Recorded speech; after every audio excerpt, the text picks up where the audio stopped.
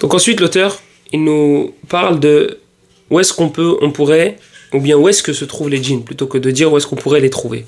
Où est-ce que se trouvent les djinns? Alors il faut comprendre, ici l'auteur, sa tariqa, sa façon de faire. Et c'est très important lorsqu'on lit un livre et lorsqu'on en étudie un, de connaître la méthodologie de l'auteur, du cheikh.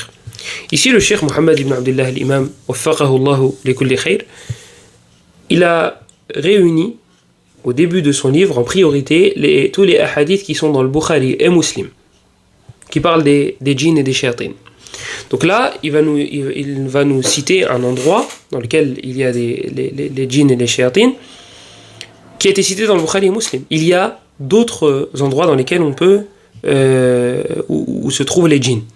Mais là, comme l'auteur s'est contenté des hadiths qui sont dans le Bukhari et Muslim, il va nous parler d'un endroit en particulier. Taïb. Avant de citer le hadith, il faut savoir une chose. C'est que là, il ne s'agit pas d'aller les provoquer, d'aller les chercher, d'aller les titiller et d'aller faire le malin dans ces endroits-là. Yahri, tu n'as pas été créé pour ça. Tu n'as pas été créé pour ça. أَفَحَسِبْتُمْ أَنَّمَا خَلَقْنَاكُمْ عَبَثًا وَأَنَّكُمْ إِلَيْنَا لَا تُرْجَعُونَ فَتَعَالَى اللَّهُ الْمَلِكُ الْحَقُّ أَيَحْسَبُ الْإِنسَانُ أَنْ يُتْرَكَ سُدًى يعني بدون أن يؤمر وينهى كما قال الشافعي رحمه الله. Donc tu n'as pas été créé en vain. Tu n'as pas été créé pour aller chercher les djinns et aller les provoquer. Tu n'as pas été créé pour ce genre de bêtises et de futilité. D'accord? Tu as été créé pour un but qui est noble. Le prophète sallallahu alayhi wa sallam, dans sa sunna, et Allah subhanahu wa ta'ala avant cela, nous a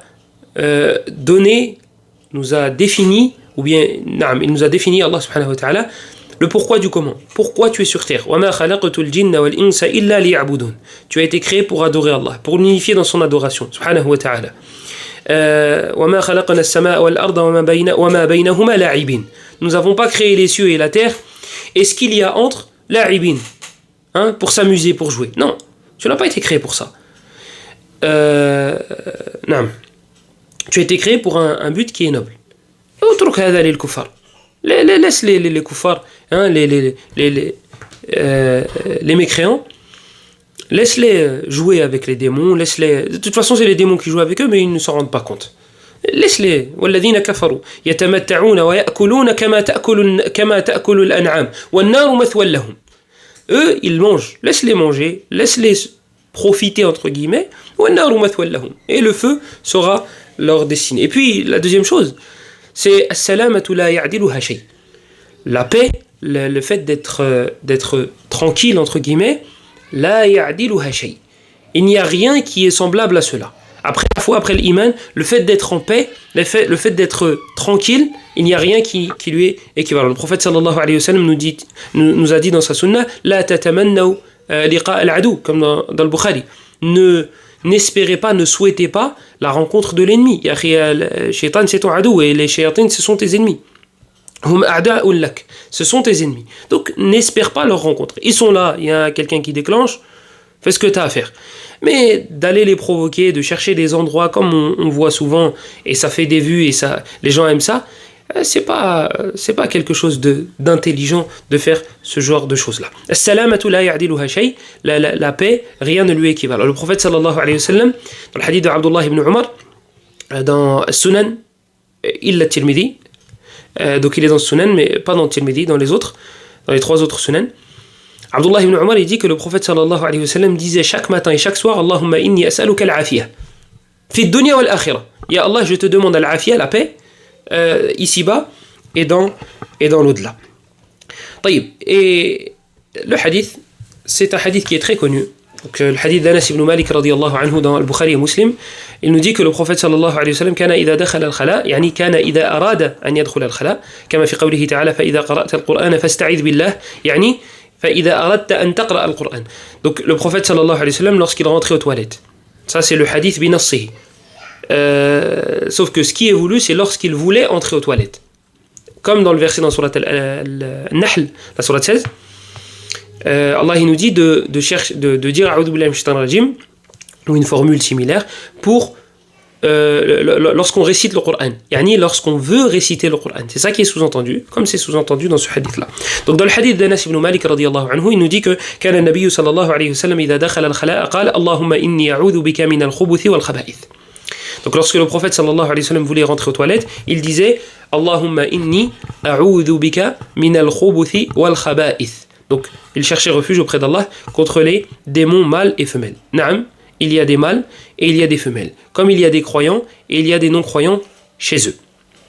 Allah subhanahu wa ta'ala il nous dit wa anna minna al-muslimuna wa minna al-qasitun. Et il nous dit wa anna minna as-salihuna wa minna duna dhalik. Donc il y a des bons et il y a des mauvais. Et il y a un shir qui fait ruqya.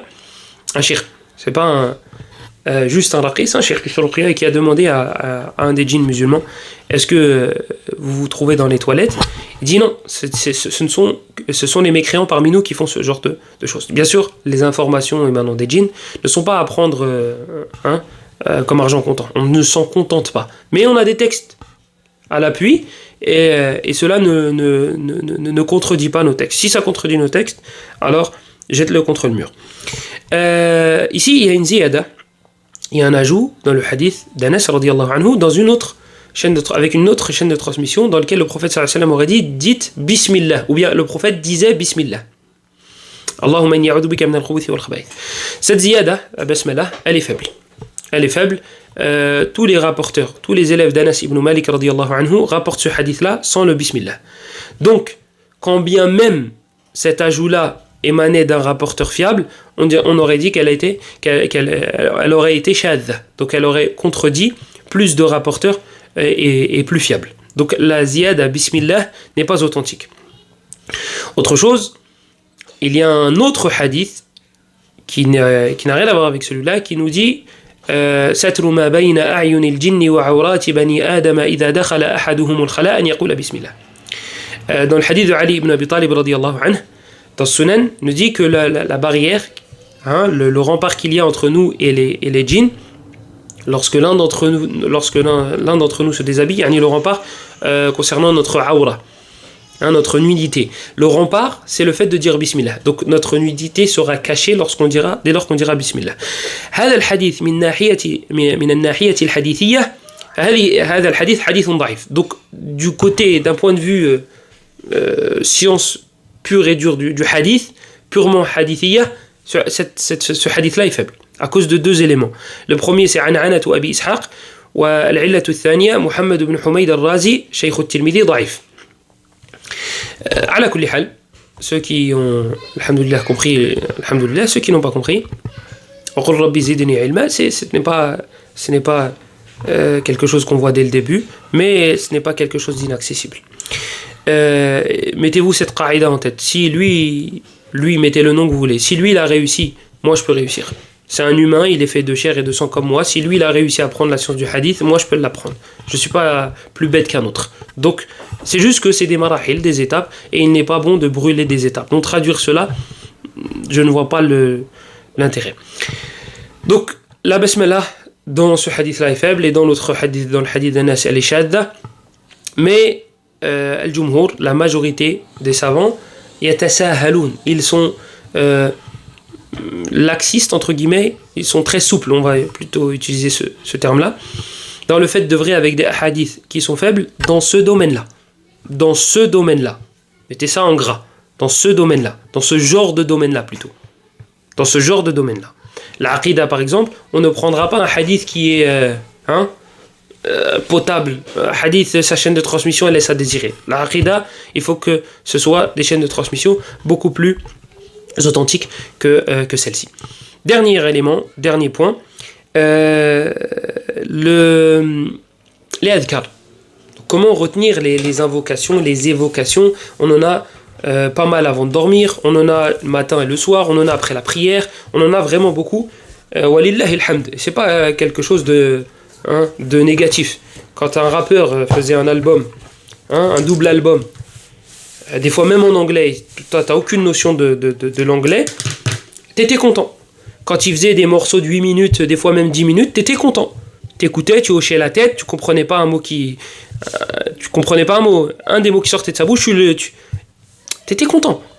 Là, c'est l'adhkar, c'est ta relation avec ton Seigneur. Et si Allah a enlevé le voile et qui nous montrait les récompenses de ces adhkars-là, et qui nous montrait combien de mots ont été repoussés via ces adhkars-là, on ne lâcherait jamais. On ne lâcherait jamais. Et si seulement ça s'arrêtait là, les mots sont repoussés, les récompenses nous attendent, et en plus de cela, on a une baraka qui est palpable. Limite, tu la vois, cette baraka-là, cette bénédiction, dans ta santé, dans ta da'wa, dans ta famille, dans ton couple, tu la vois, dans ta descendance, c'est palpable. C'est palpable.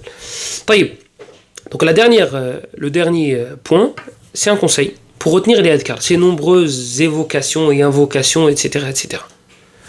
Yahri, ne te mets pas la pression. N'apprends pas par cœur dès le début. À chaque fois que tu rentres aux toilettes, tu lis l'invocation et tu rentres. Et à chaque fois que tu sors, tu lis Ghufranak. D'accord ? Tu peux même t'amuser à quelque chose une fois que tu auras passé cette étape-là. Lis les évocations, même faibles. Tu vas les retenir très facilement. Celle qui, en sortant, est à dire, dans le hadith d'Anas, et celui-là est très très faible. Ismaïl ibn Muslim, il me semble, c'est lui qui rapporte, c'est lui le problème dans la chaîne de transmission du hadith d'Anas, dans Alhamdulillah, alladhi adhaba anni al-adha wa afani.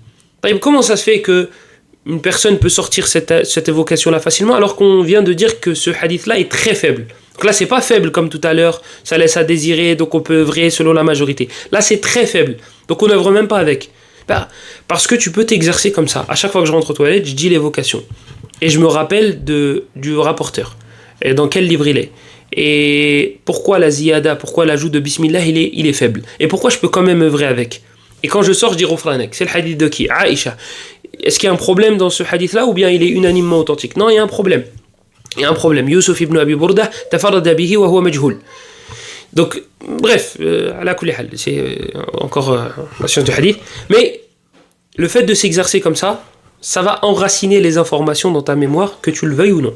Que tu le veuilles ou non. Donc, tu prends une feuille et tu lis, ou bien ton téléphone, et tu lis avant de rentrer. Tu lis en sortant de la maison. Tu lis l'invocation. Pareil, elle est unanimement reconnue authentique, l'invocation avant de sortir, ou bien lorsque tu sors, ou non. Tadrijiyan, toi, ça y est, t'as appris l'évocation. L'invocation. Tu peux passer à une étape supérieure. L'étape supérieure, c'est à chaque fois que je sors, je relis mes notes, à savoir qu'est-ce que les savants ont dit sur l'authenticité de ce hadith-là. Ishaq ibn Jurayj, lui, il n'a pas vu lui. Le Bukhari, il a dit que c'était bizarre que Ishaq rapporte de Ibn Jurayj, sachant qu'il n'a jamais rapporté de hadith à part celui-là. Donc c'est peut-être une erreur. Mohim, ainsi de suite. Le fait de mettre en place ces éléments-là et ces habitudes-là avec la science va forcément l'enraciner. T'es pas plus bête qu'un autre.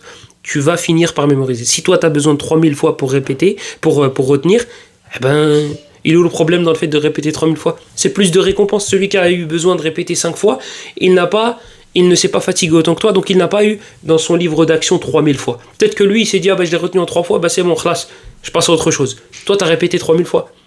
Ces 3000 fois t'ont donné accès à des récompenses énormes. Wallahu a'lam.